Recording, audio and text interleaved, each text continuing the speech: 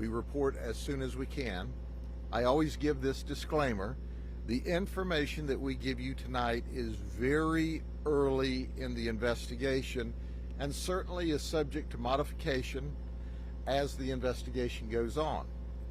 But if we waited until we gave you absolutely 100% totally accurate information, I would be talking to you in about 6 months whenever the medical examiner's report came back.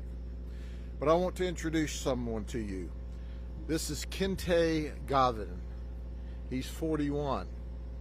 He spent over half of his life in the Florida prison system. And you might ask, my goodness, what did he do? He sexually battered a child, and he spent 16 years, and then he was released on probation. And then he failed to register, and he went back to prison for another 7 years, for a total of 23 years. In addition to that, he has just been released in the last little while from prison. And he was living in this community at what the neighborhood referred to as the Chomo house, the child molester house.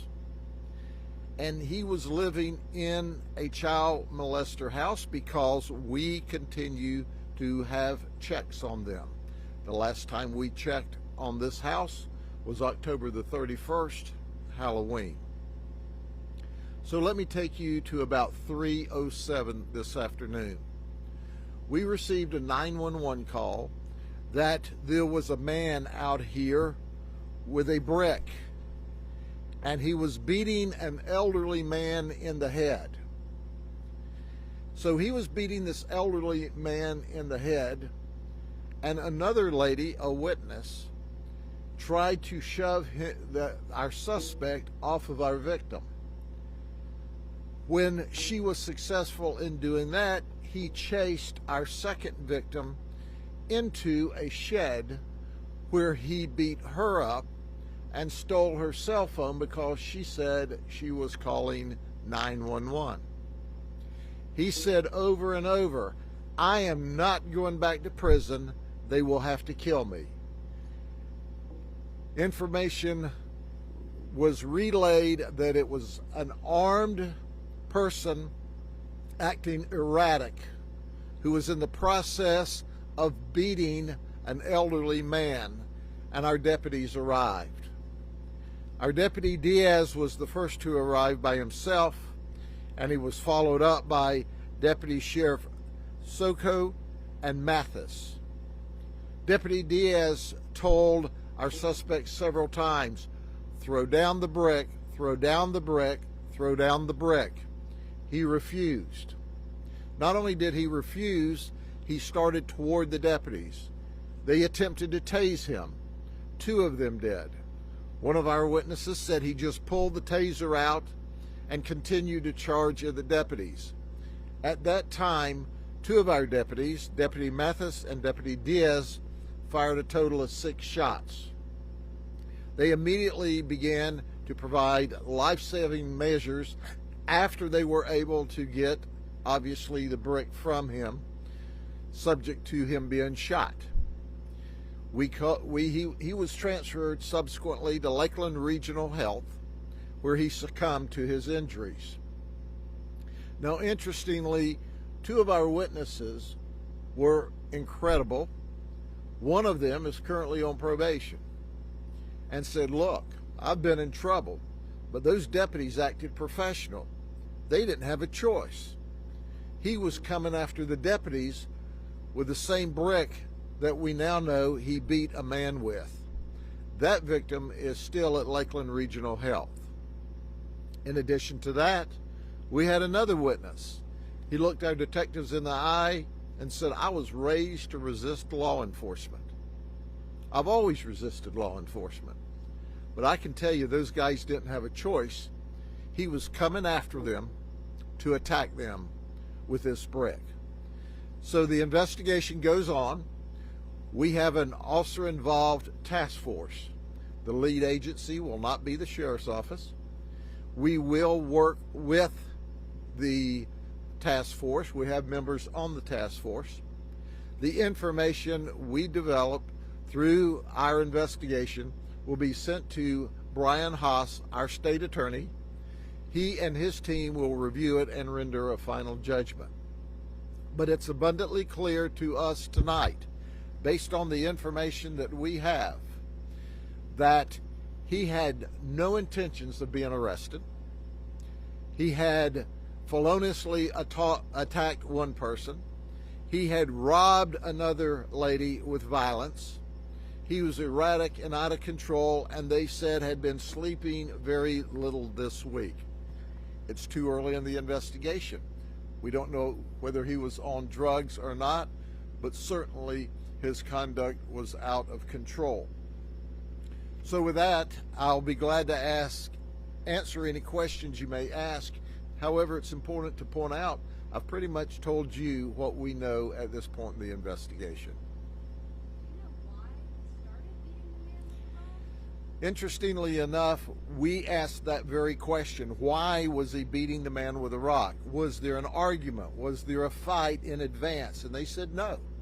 They were apparently sitting on the porch of this home when all of a sudden he became angry, and he picked up this actually large piece of stone, and that is about the actual size. It's the size of your hands, and charged him, knocked him down, and then was on top of him, beating him with a stone, when our second victim tried to shove him off. That's when he jumped up and chased her into the shed, where she was in the process of dialing 911. He attacked her, beat her around, took her phone, and left the shed. So that's the only information we have at this point. Sheriff, was the other person, the first victim, the man who's getting hit with the brick, does he live at the same home, or is he somewhere else in the community? I don't know right now where he lives, if he was at the same home or not. But he obviously lived in the community. I'm not sure exactly where he lived.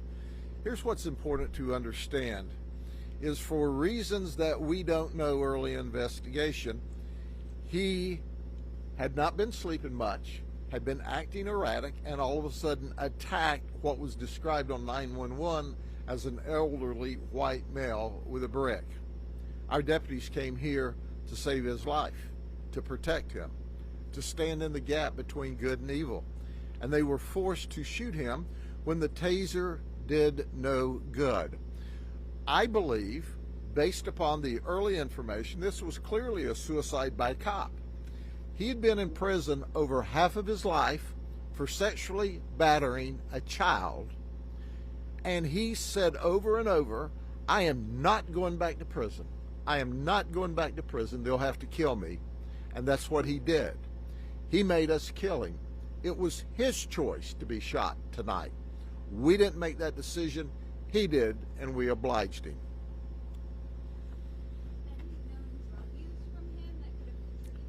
Drug use will be part of the ongoing investigation. We're not sure. We know he was unemployed. He was getting federal assistance, SSI, and living in this group home for sexual predators and offenders.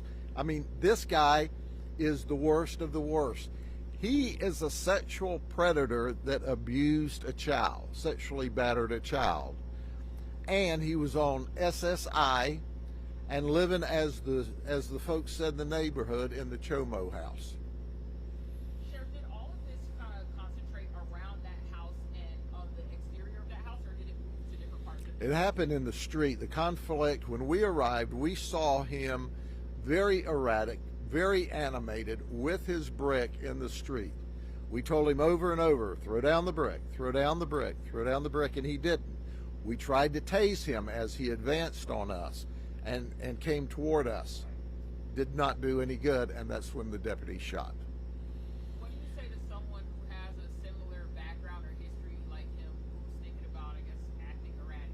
Well, you know, the bottom line to this is he did not have to end up like he did. He made that decision. But he was erratic. He committed several felonies tonight, and he knew he was going back to jail and ultimately probably back to prison. And previously, and I forgot to mention to you, he had in addition to all of this, he had a long criminal history, a remarkable criminal history. I think he had a total of 24 previous felony charges in addition to a sex charge, everything from burglary, theft, arson, weapons charges, aggravated assault. This wasn't his first rodeo. This is a bad man. And he made one last bad mistake, and as a result of that, he chose the end. He chose the place, he chose the time, he chose the method. He's a bad man no more, and he made that decision. Okay, good night.